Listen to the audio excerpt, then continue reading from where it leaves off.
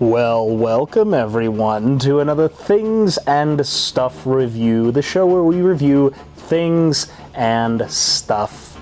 And we haven't done a video in a while, so it seemed a good opportunity to review one of the best things and or stuff that is now available. Yes, the Wand Company Star Trek, the original series, Phaser Remote Control. And I have played with this thing endlessly since I got it about 24 hours ago, but we will do an unboxing and comparisons and look at all the Easter eggs and fun, cool things about it. So, if you ordered from StarTrek.com, you probably got it in a box. If you ordered it from ThinkGeek and are unlucky, you might have got it in a bag. So this box could be possibly mutilated, but I ordered it from StarTrek.com, and the UPS was lazy and gave it to the local post office, and then it took 4 extra days. But okay, whatever. But it's here and it is glorious. So first you get your instructions, and on the one side of the instructions we do have a lovely planet with a phaser poster thingy, and then on this side starts with all the different instructions, very easy to follow along and understand. And the instructions are pretty fun too, like they're, I was trying to think of an example, but they're almost written from a 23rd century perspective, so they put a little kind of fun Easter eggness into it. So this is the box, this is what it comes in. Hard plastic case. It's good if you want to get more, because it's got little feet, and then the feet would correspond with these up here, so they're all stackable. In fact, I know multiple people who have bought at least 4 so far, and the thing only came out 2 weeks ago. I would be the same, but, you know, money. So let's crack it open. Starts with this, and you can see we have a nice padded foam interior, very soft, but very secure too. Everything fits in there, nothing jiggles around. We'll start with this thing. This is a little NCC 1701 on it, and it is a flathead screwdriver, which will become useful here in a bit.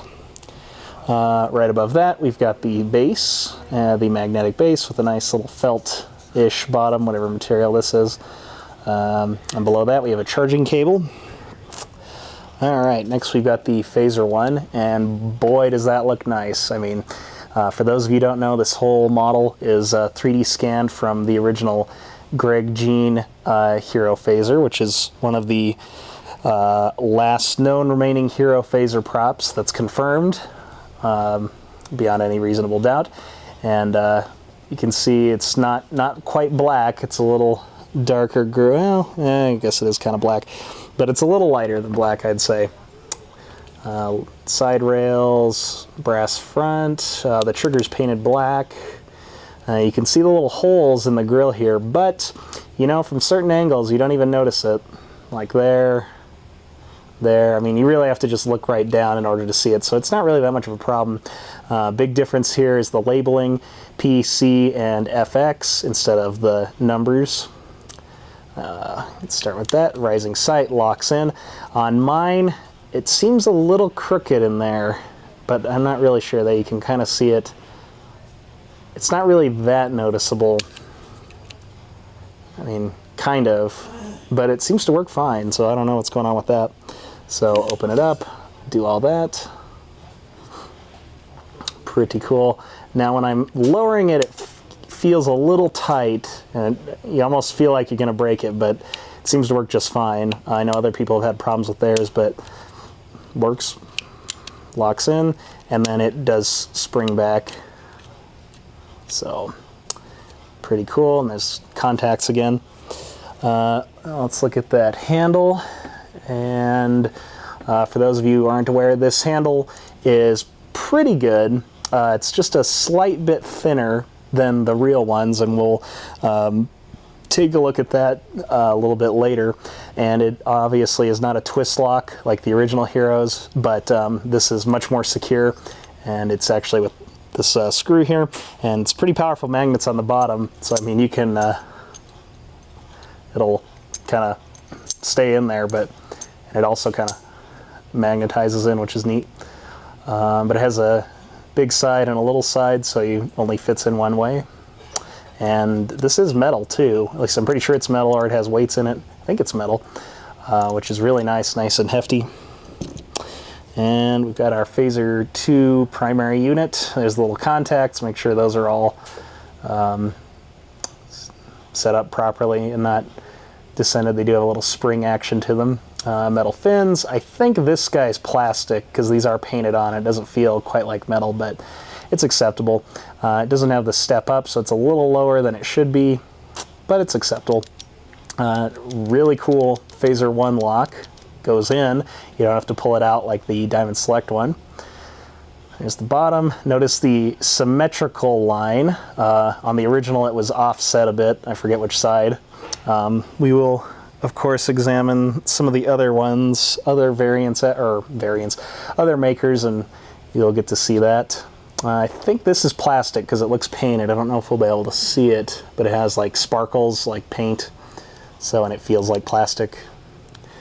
I've got our emitter here. We can go ahead and show this feature. So you screw it and it extends out and goes back up. Oh, no, I guess not. Oh, did I finally? Well, that's a shame. Looks like I screwed it in and out too much, but okay, it does retract manually. It was working fine earlier. I guess it finally degraded. Well, I guess that's the end of that. And I've heard that from a couple other people about them having also issues with that. And a nice little divot there for the Phaser 1 trigger. Also, the trigger feels a little plasticky, but it's hard to tell. It might be metal. I think it is metal, but it looks painted. It could be that nickel plating effect or whatever. So yeah. Wow, that just happened. I guess I played with it too much. So now it's not going back in. Whatever. At least it's still manualable. So be careful. Good thing to note. So that is it for that guy. All right, let's put it together and check it out. Alrighty, here we go. So we're going to start with the Phaser 2 handle. Make sure I got the right side in there. Give it a little twist, get it started. And this fits really well in there. It screws in perfectly. Might have a little touch of, let's see. From some people I've heard it sometimes leaves a gap, but this one seems to, because the screw's too long, but this one seems to sit on there pretty well. And go ahead and plug our Phaser 1 in there.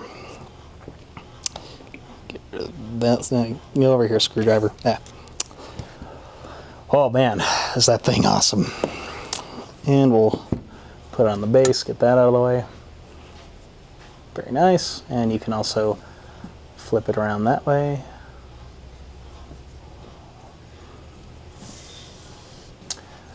So overall impressions, really nice weight and feel. It's nice and balanced.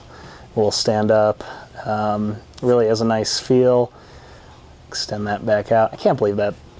Of course it would disintegrate right before I do the review. Ugh. Anyway, let's go ahead and power it up. FX mode. So it'll start up on that.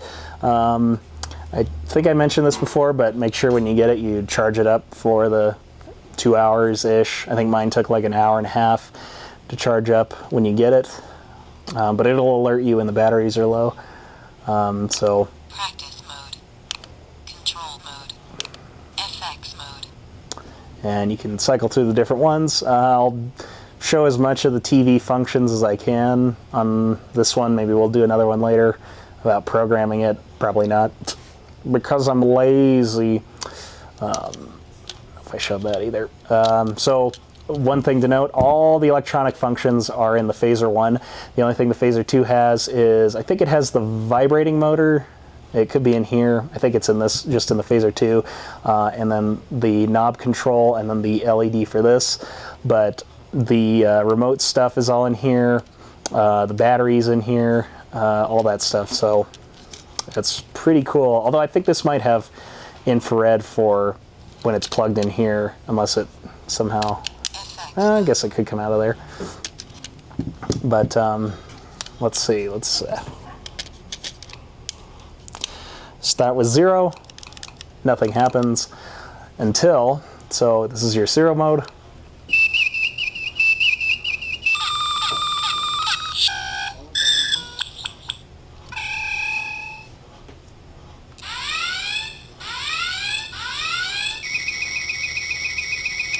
So it's kind of a fun little Easter egg, and you're doing the gestures that the remote control does basically, and it just makes all the different sound effects. So we'll start with setting number 1.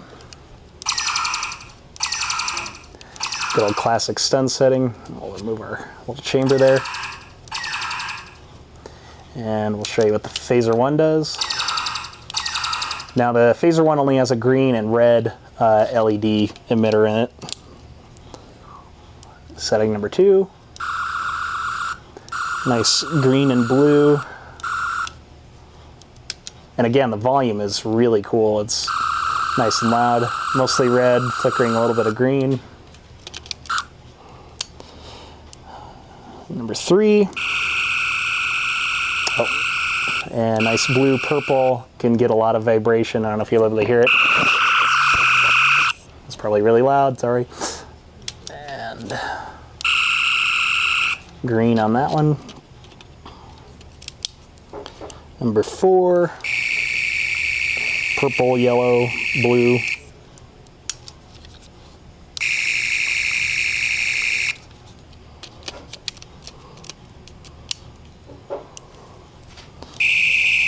All sorts of lovely colors on this one. Nice, piercing, wonderful sound. I've annoyed so many people with this already.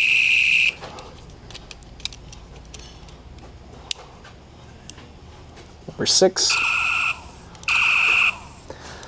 Interesting choice of sounds. To me, this sounds like in the Doomsday Machine when the Enterprise was firing at the planet killer and the shots were bouncing off and it had the torpedo effect.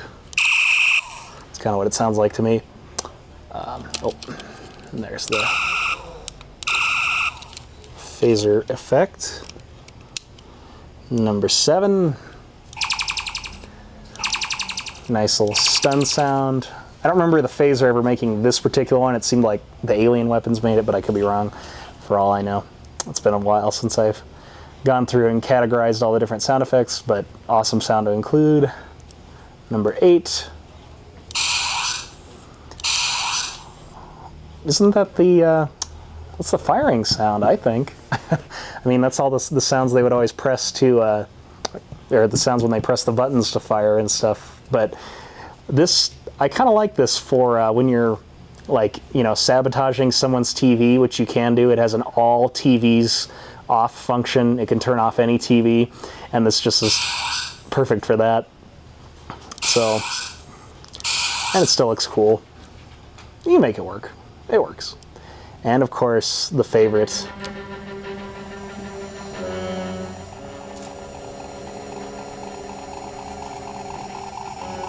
Overload.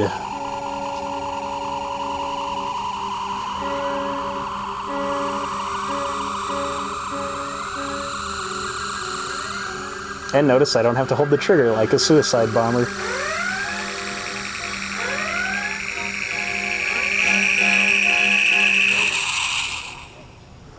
So that's that. And you can also stop the overload too. Set it back to 0. So that's about it for the sound functions on FX mode. Let's check out some more stuff. Okay, so another cool thing that you can do, one of the Easter eggs they were talking about, is if you press this button, the half round glass, 8 times, it has a little Easter egg. Oh, here we go. It does little Morse code things, and somebody translated, I don't know, whatever you want to call it, they're like live long and prosper, phasers, set phasers to stun, all sorts of fun, goofy Star Trek stuff. And it keeps going. Okay. Ooh, good. No, stop it. Oh, well, it's going to keep going. It's going to keep going for a while. But next we're going to let's show off the volume control, which is pretty cool.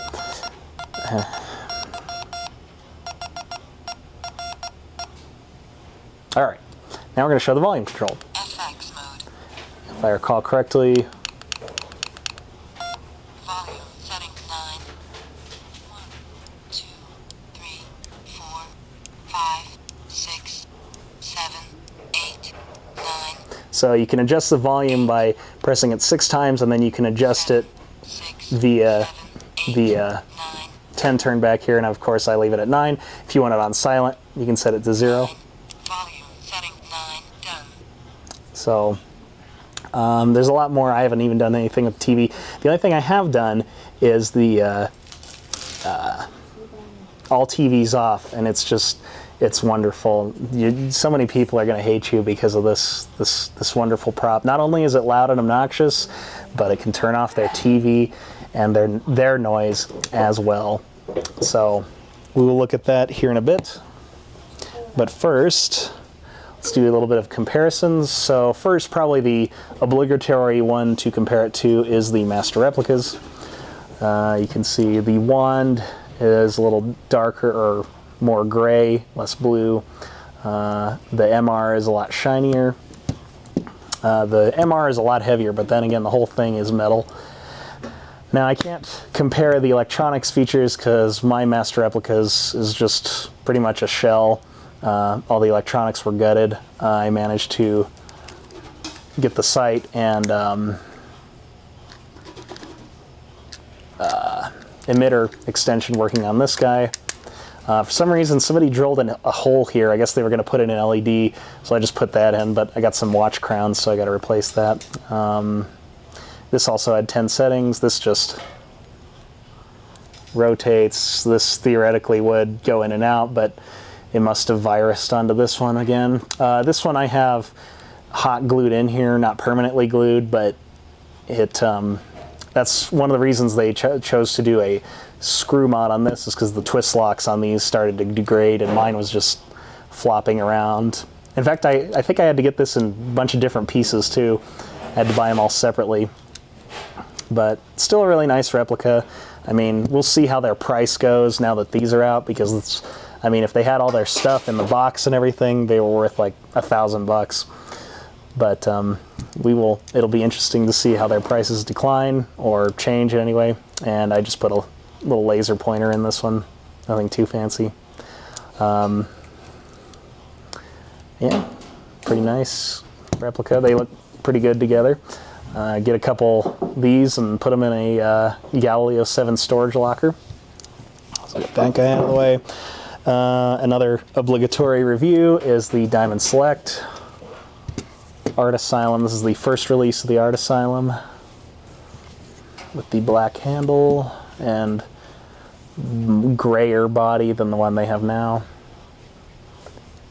You can see all of it.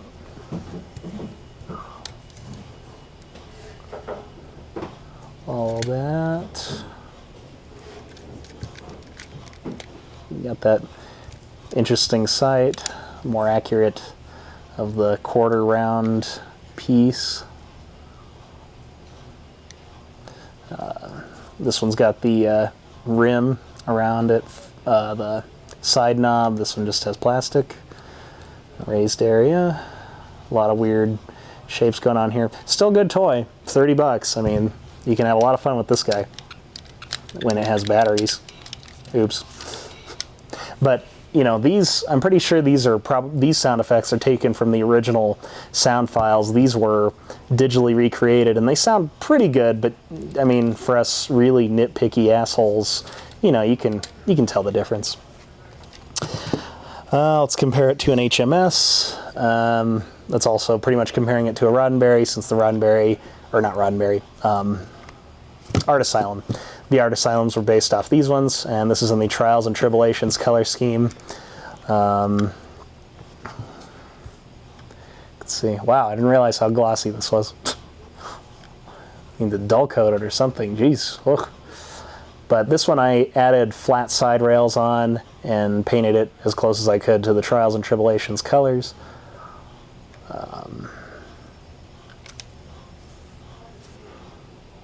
Just that. And two more. We got two more here. This one is a vacuform trapezoid. So those are pretty cool sitting next to each other. It's like two screen used pieces right next to each other. The hero and the stunt. And of course this is vacuform. It's made to look crappy. It's what the stunt guys in the background would have had. And one last one that's kind of related is a Brad Nelson. Now, of course, this isn't a real Brad Nelson, much to my dismay, but is the D. Steins version with Nick Stad metal parts. And it's got the front like that. And my thing came off at home. Didn't have time to attach it. But definitely interesting where you can see how what the design of, you know, being able to see this on TV and, you know, kind of make out what it looked like and kind of get the details, and then somebody came up with this good old Brad Nelson. I'd love to own an original one of those with all the lighting and sound effects. Pretty cool. So, and show it next to a black and white P1.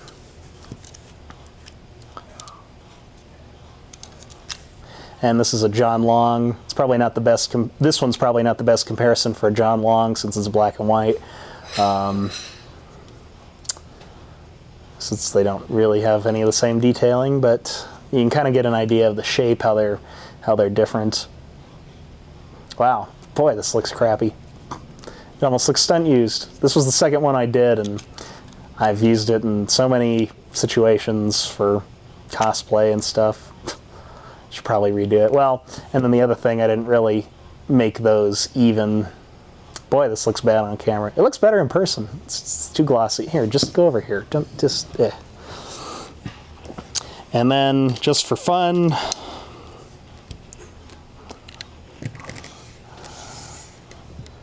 and get you a standard landing potty, away team equipment. Just like that. This is an HMS, and this is a D. Steins. Yeah. Go ahead and whoop. The heck, we'll include the John Long, and here's a Roddenberry HMS. Yeah. Pretty cool. Oh, one other one that's probably a good comparison that people might be interested in. So, Master Replicas. Great, fun replica. They had a lot of problems. What can you do? I mean, they are cool. I was lucky to get this one. I love it. I think this one's probably surpassed it, though. Phaser 2 body was great, really accurate, but this thing, what the hell is that? Is it an almond or something? Space almond? So, you can check that out. See how they're completely different. I don't know how they managed to screw this up. It was, I guess the factory screwed it up. They sent them the right specifications. Oh yeah, I have an LED in there. I forgot about that. But somehow it got turned into this bizarre looking thing. But I can get a couple more P1s in here. Why not? Compare. This is turning into a far less entertaining show than I had originally intended. Too many humans distracting me. There you go. And I'll get a phaser one in there. Nice little sample in there of the old phasers. Oh, almost. There we go. So, yeah, I hope this was assistive in your purchasing decisions. I mean, for retail, $150, that's not bad at all. I mean, you can buy kits for around $100 and you still have to do all the work, and it doesn't have electronics. I mean, even the Roddenberry one when it was out was, what, $200, something like that? So, and it wasn't even finished. Let's see. Oh, another kind of interesting thing. The Art Asylum fits in there. HMS kind of fits in there. John Long, way too big, too long, and then too fat there at the bottom. The MR, also same thing. And the wand, let's see.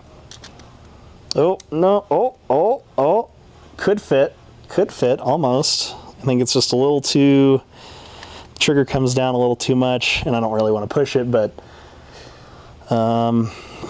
maybe with a little tweaking you could get this guy to fit in there. A little too long for this guy, probably the same here. Yeah. And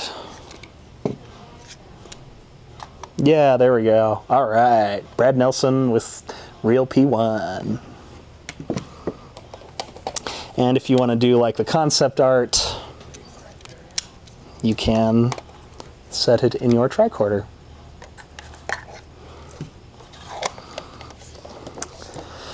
All right, so I'm not sure what else to say about comparisons or anything like that.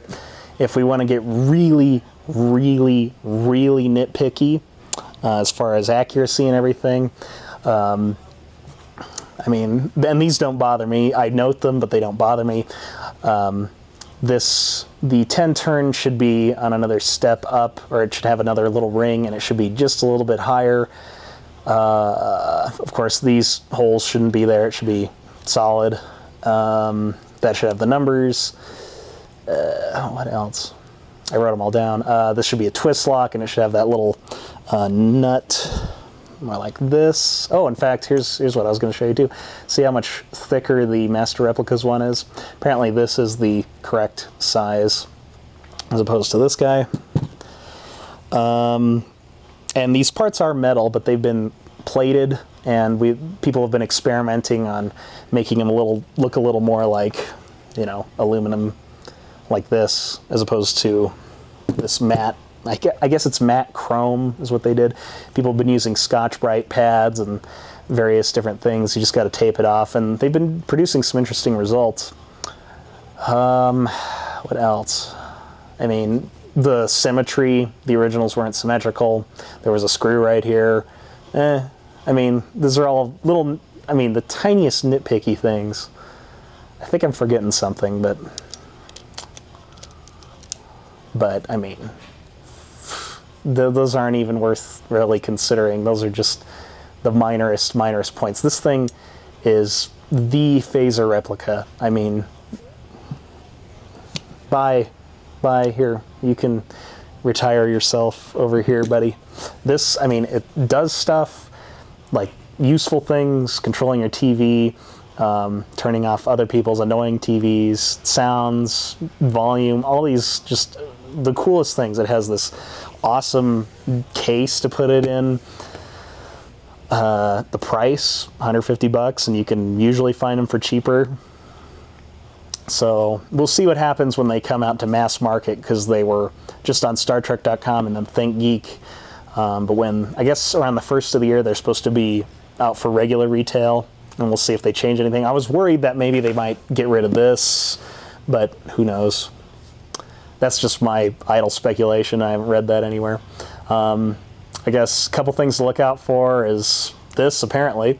I've heard some people have had problems with this. Sometimes the electronics do some weird stuff, like this won't fire, but I think it's just because the pins aren't contacting or it got jostled. The easiest way to remedy that is just turn it off and turn it back on. What else? That's pretty much all I can think of. I mean, 9 out of 9 thumbs up. I mean, I don't even have 9 thumbs. I don't even know what 9 thumbs up means. That's just beyond.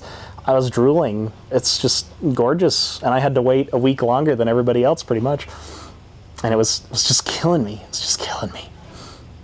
But it really is the phaser replica. Don't look anywhere else. These are good, you know, cosplay ones, the Diamond Select. But, you know, I don't know what else to say. I keep trying to find things to say that haven't already been said, and I'm dragging it out for much longer than it needs to go. But we have one extra thing we're going to do here really quick, and it's going to be annoying to a lot of people, so stick around.